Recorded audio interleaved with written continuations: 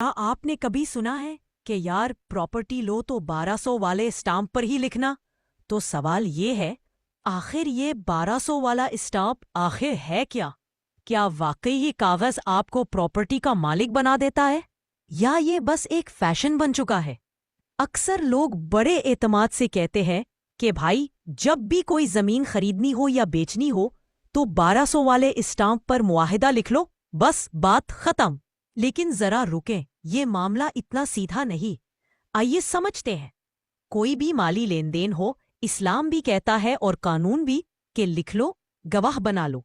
تو تحریر کرنا تو ضروری ہے، مگر کیا صرف اسٹامپ کی قیمت ہی سب کچھ ہے؟ 1200 والا ہی کیوں؟ 500 والا کیوں نہیں؟ 2016 کا ایک سرکاری نوٹیفیکیشن آیا تھا جس میں کہا گیا کہ جب بھی کوئی غیر منقولہ جائیداد یعنی زمین وغیرہ کا کوئی معاہدہ کیا جائے تو کم از کم 1000 روپے کے اسٹامپ پر لکھا جائے۔ مختلف ٹیکس اور چھوٹے موٹے اخراجات ملا کر یہ تقریباً 1200 روپے کا بنتا ہے۔ اس لیے لوگ کہتے ہیں کہ بھائی 1200 والا ہی لو۔ عام طور پر یہ اسٹامپ بینک سے لیا جاتا ہے تو لوگ سمجھتے ہیں یہ زیادہ معتبر ہے، حالانکہ عام اسٹامپ فروش کے پاس سے بھی آپ 50، 100، 200 والے لے سکتے ہیں۔ اب یہ بات بھی سن لے کہ کوئی بھی آپ کے شناختی کارڈ کی کاپی لے کر بینک سے اسٹامپ نکلوا سکتا رہے۔ ضروری نہیں کہ آپ خود جائے، کوئی خاص انگوٹھے لگانے یا تصدیق کا لمبا پروسیس نہیں ہوتا۔ اس لیے یہ سمجھ لینا کہ 1200 والا اسٹامپ بہت خاص ہے، غلط فہمی ہے۔ کچھ لوگ تو یہ تک مان بیٹھتے ہیں کہ اگر 1200 والے اسٹامپ پر معاہدہ لکھ لیا اور ایڈوانس دے دیا تو بس پراپرٹی ان کی ہو گئی۔ لیکن حقیقت یہ ہے کہ یہ کاغذ صرف معاہدہ برائے فروخت ہے، یہ آپ کو ملکیت نہیں دیتا، یہ صرف وعدہ ہے۔ اصلی جادو تو تب ہوتا ہے جب آپ رجسٹری کرواتے ہیں اور اس کے بعد انتقال کرواتے ہیں۔ لیکن کیا ہوتا ہے، لوگ ٹیکس بچانے کے چکر میں یہ سب نہیں کرواتے۔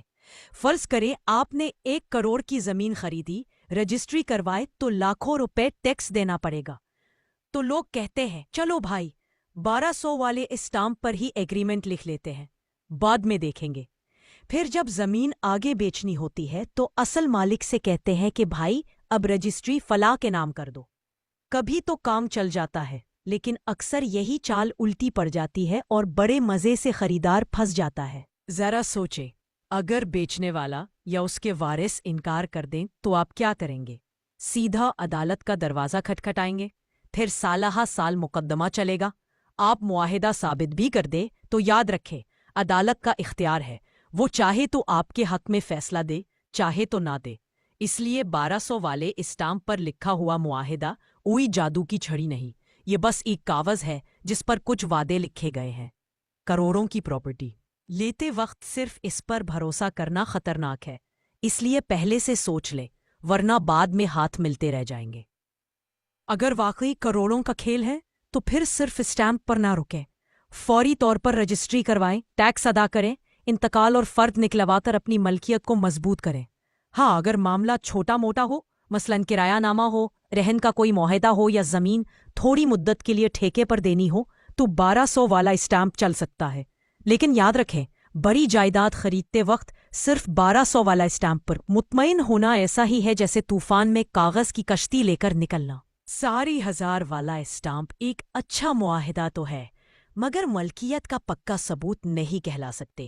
ٹھیک ہے نا، اس نکات سے جڑا ہوا کوئی برائی نہیں ہے، لیکن اپنی انفارمیشن اتنی آسان ہے کہ ہم اتنی نان سے مالک بنے۔ اس پوسٹ کو شیئر کر کے آپ لوگوں کے مسائل حل کرنے میں مددگار ہو سکتے ہیں۔